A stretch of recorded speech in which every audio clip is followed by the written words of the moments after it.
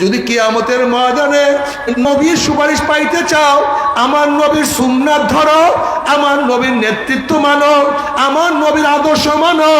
আমার নবীর আদর্শ না মানলে আমার নবী তোমাকে আমাকে সুপারিশ করবে না। নবী আলাইহিস সালাতু ওয়াস সালাম কিয়ামতের ময়দানে যদি পরিচয় নাই দেয়, তোমাকে আমাকে কে সুপারিশ করবে? নবী আলাইহিস সালাতু ওয়াস সালাম ফরমান, হে আমার উম্মতেরা, কিয়ামতের ময়দানে মিজানের কাছে আমাকে খোঁজ করিও। নবী আলাইহিস সালাতু ওয়াস সালাম মিজানের কিনারায় দাঁড়ানো থাকবে, তার উম্মতদেরকে মাপা শুরু করবে। যখনই কোনো নেক বাদ দেয়া শুরু করবে, অমনি নবী আলাইহিস সালাতু ওয়াস সালাম সুপারিশ করবে, ইয়া নবী আল্লাহ, ইয়া মাওলা, এই নেকটাকে বাদ দিও না। যখনই কোনো গুনাহ ওজন করা শুরু করবে, অমনি আমার নবী সুপারিশ করবে, মাওলা, এ তো বাবায় নামাজ পড়তো না, কিন্তু ছেলের নামাজ কাজা করতো না, এর মা তো বেপর্দা ছিল, কিন্তু মেয়ে হইয়াও কোনোদিন বেপর্দা অবস্থায় চলতো না, এর বাবা দাড়ি কাটতো, কিন্তু ছেলে হইয়া কোনোদিন দাড়ির মধ্যে পোষ লাগায় নাই, এর বাবা গুনার মধ্যে লিপ্ত থাকতো, কিন্তু এ তো নেকের মধ্যেই থাকতো। এরপরে দুই একটা গুনাহ আমল নামায় হয়ে গেছে, এই গুনাহটা তুমি গোজন করিও না। আল্লাহ পাক রব্বুল আলামিন কিয়ামতের ময়দানে আমার নবীকে বলবে, সাল তুতা ইশফা তুশাফা, এ আমার নবী আপনি আমার কাছে সুপারিশ করেন, যেই সুপারিশ করবেন সেই সুপারিশ আমি কবুল করব। আপনি আমার কাছে চান, আপনি যা চাইবেন আমি তা তাকে দিয়া দেব। নবী আলাইহিস সালাতু ওয়াস সালাম যা চাইবে আমার মাওলা আমার নবীকে তাই দিয়া দিবে। যদি কিয়ামতের ময়দানে নবীর সুপারিশ পাইতে চাও, আমার নবীর সুন্নাত ধরো, আমার নবীর নেতৃত্ব মানো, আমার নবীর আদর্শ মানো। আমার নবীর আদর্শ না মানলে আমার নবী তোমাকে আমাকে সুপারিশ করবে না। আল্লাহ নবীকে নবীর নেতৃত্ব মানার তৌফিক দিয়া দাও। আল্লাহ নবীর আদর্শ অনুযায়ী চলার তৌফিক দিয়া দাও। এরপর আল্লাহ পাক রব্বুল আলামিন সবার আমল নামাকে ওজন করবে। যাদের নেকের পাল্লা ওজন হয়ে যাবে, আমার মাওলা তাদেরকে জান্নাতের ফয়সালা দিয়া দিবে। যাদের গুনার পাল্লা ওজন হয়ে যাবে, আমার মাওলা তাদেরকে জাহান্নামের ফয়সালা দিয়া দিবে। আল্লাহ তুমি আমাদের সবাইকে মাফ করিয়া দাও।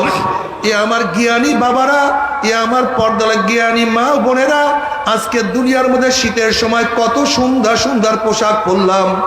জাহান্নামীদের জন্য আল্লাহ পাক রব্বুল আলামিন একটা পোশাক বানাইছে, উলের কোনো পোশাক না, সুতির কোনো কাপড়ের পোশাক না, রেশমি কাপড়ের পোশাক না। ওই জামাটা হবে জাহান্নামের আগুনের জামা।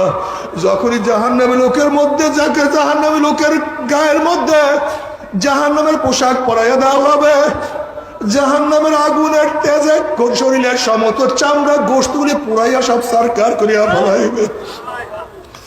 বাবারে সহ্য করতে পারবি?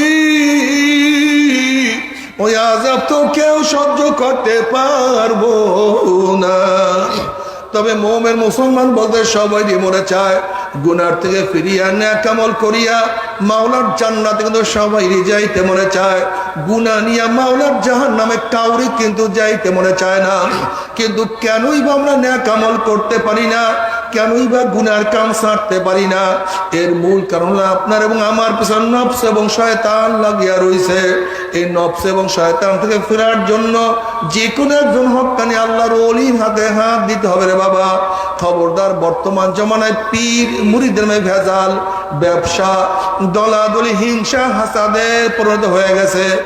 সমস্ত আল্লাহর ওলির একমত, যেই পীরের 5 জন মুরিদের মধ্যে কমপক্ষে 3 জনকে দেখবেন আলহামদুলিল্লাহ সুন্নাত মুআফিক আমল আখলাক মজবুত হয়ে যাইতে আছে, গুনার কাম ছাড়তে আছে, নেকের আমল ধরতে আছে, কলব নরম হইয়া চোখে পানি আসতে আছে।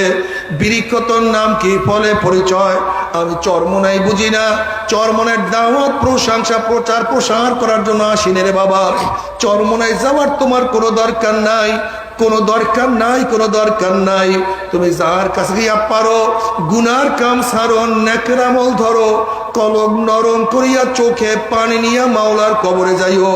যেরকম দুনিয়ার ঘরে আগুন লাগলে পানি ছাড়া নিভানো যায় না, ঠিক তদ্রুপ তোমার এবং আমার গুনার দ্বারা যেই জাহান্নামের আগুন জ্বলিয়া রয়েছে, চোখের পানি ও ছাড়া কিন্তু জাহান্নামের আগুন নিভানো সম্ভব না। আমার জন্য দোয়া চেয়ে আমিও দোয়া করি, সবাই সবার জন্য প্রাণ খুলিয়া দোয়া করো, যেন কিয়ামতের ময়দানে গলাগলি বাঁধিয়া মাওলা একসাথে জান্নাতে যাওয়ার তৌফিক দিয়া দেয়।